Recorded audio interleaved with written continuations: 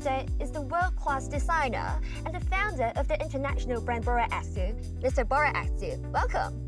Thank you. Thanks for having me. I'm excited to share my story with you. Thank you. Let's dive into it.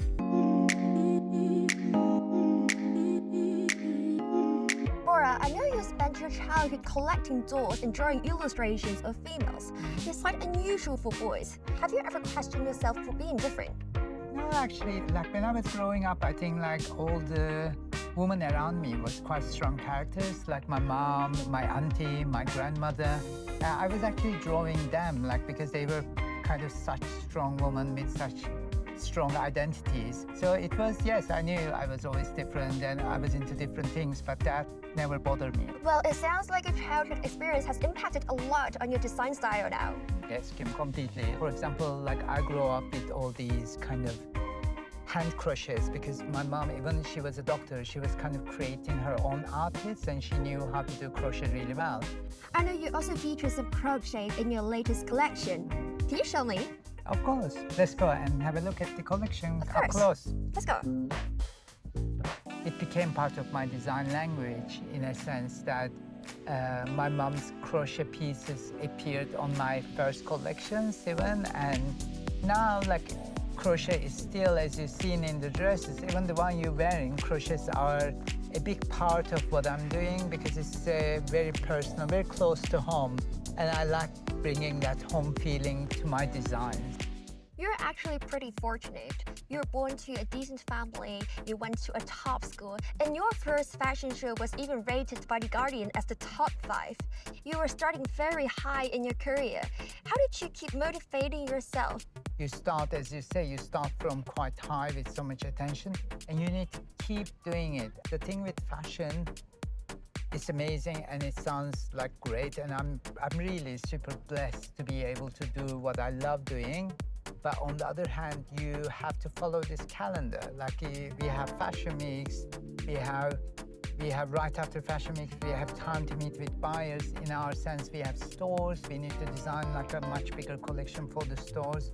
Listen to our customers, understand what they need, and like try to answer their questions. But also, as a creative, you want to kind of move forward in your path. Like you want to try new techniques, you want to try new textures without being unloyal to your design language, right? And this calendar actually goes against your creative clock, where you might have amazing ideas one after other, and you might go into a complete quiet That's always zone. happened to us. Yes. Especially when we are writing our thesis. Oh, I bet. That's, Yes. that's quite similar, actually, in that sense. So what do you do in that dead end?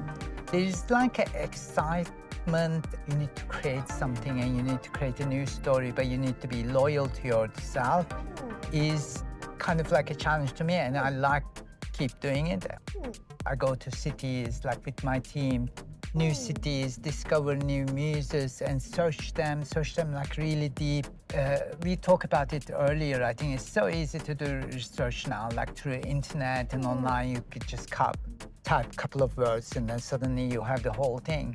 But I think nothing replaces the one-to-one experience you can have. Like if you go and search someone, but if you actually walk on the roads that she walked, these are like really irreplaceable. That kind of real experience, I think that feeds me a lot.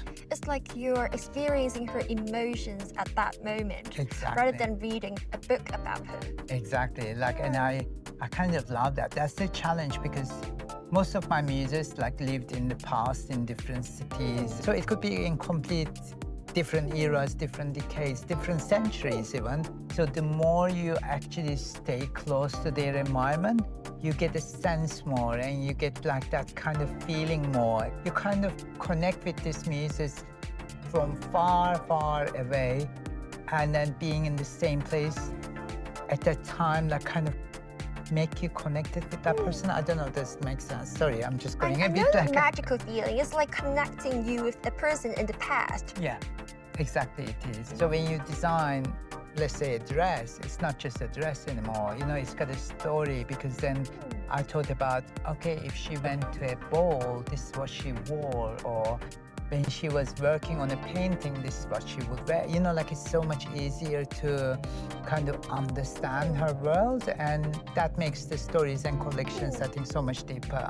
If you were to describe BORA AKSU in one word, what would that be?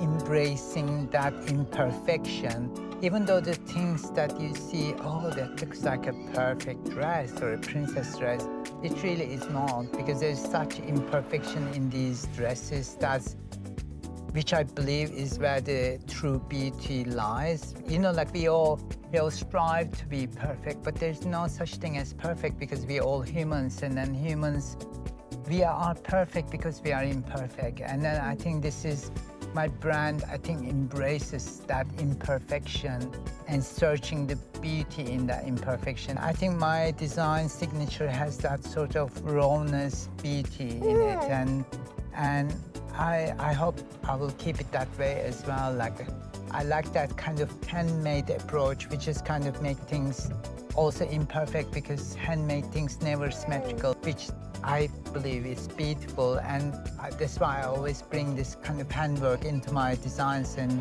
dresses. And yeah, so I think I would say that kind of imperfection. Imperfection would be the key word for BORA AKSU. Would be the key word for me, yes. With that quote, we are wrapping up this chat.